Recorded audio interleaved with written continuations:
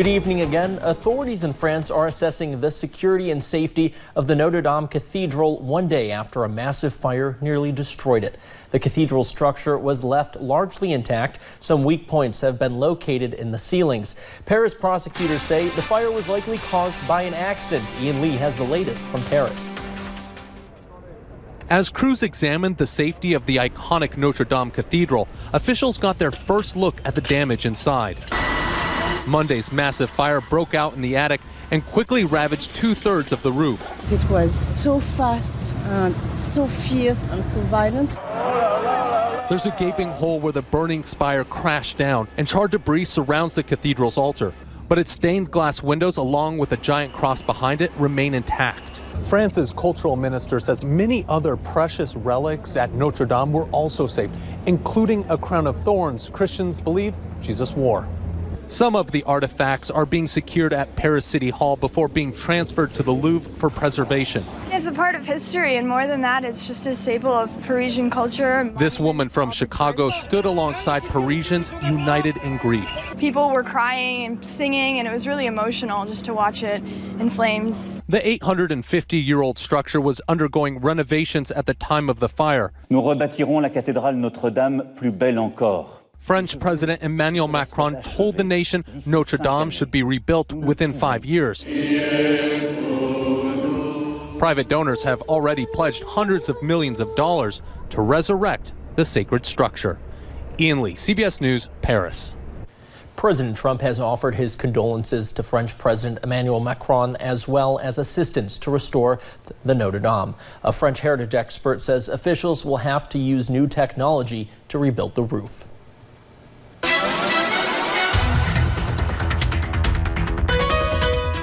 Well, today's weather was a lot different than yesterday. We finally saw sunshine return and those warmer temperatures. You'll notice here as we look into downtown Whitesburg, beautiful blue skies, plenty of sunshine, and not even a cloud in the sky. Much of the same story as we look at our Jackson camera right now. We're also starting to see a little bit of that green as well. Temperature 77 degrees right now. That dew point of 38. It's very dry outside, so we are feeling like 77. Now, taking a look at those temperatures, it's showing those upper 70s, lower 80s in some spots. We're picking up an 80 here in Hazard, 79 in London and Williamsburg, even 75 down into Harlan and up into Middlesboro. Satellite and radar not showing any rain or any clouds. It has been an absolutely beautiful day, and that's a big thank you to high pressure that is set up over our region. We also saw southwesterly flow that moved in earlier today, which warmed us up very nicely compared to yesterday. We're seeing about 5, 10, 15 miles per hour at times, so we are very thankful for that, especially compared to the cooler temperatures we saw yesterday. But as we head throughout the rest of this evening, we will see those temperatures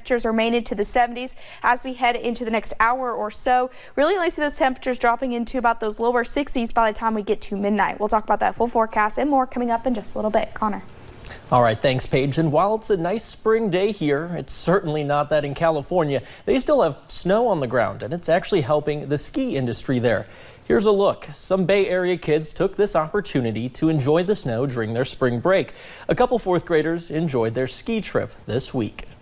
I've never seen snow before a few years ago, except at the grocery store. So I just thought it would be a nice experience, and lo and behold. Most of the people out there yesterday finished their time on the slopes early before a storm rolled in. Back in January, Letcher County volunteer fire stations received a $61,000 grant from American Electric Power. This afternoon, they received the new gear purchased with that money. WYMT's Lauren McCourt talked with the fire chiefs, who say today was a better day than Christmas. Nonprofits often struggle with maintaining funds. We could not afford it. That was just the way it is. We couldn't afford it. And coming up with more than $60,000 can be almost impossible. It's hard to come up with that kind of money. But on Tuesday, each of the 10 volunteer fire departments in Letcher County received brand new turnout gear thanks to AEP.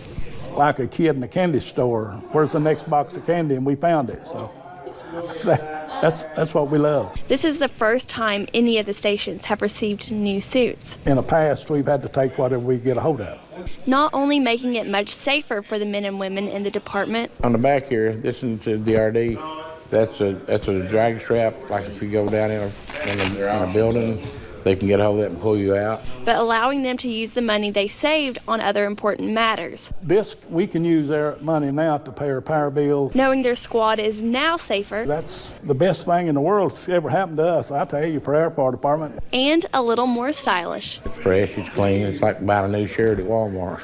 These men can continue protecting the county they love. Oh, it's better than Christmas, this is. In Letcher County, Lauren McCourt, WIMT Mountain News.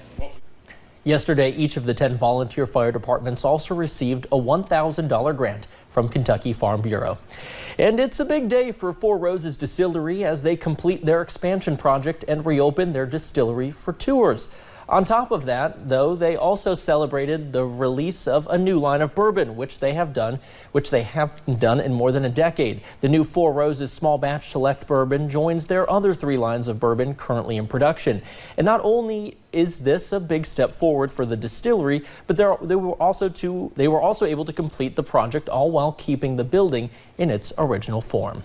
We took Four Roses Distillery, originally built here in 1910, and we were at a capacity of 4 million original proof gallons. We've essentially doubled our capacity, adding double the equipment, a whole new line of fermentation, and now we have the capabilities of producing 8 million OPGs annually.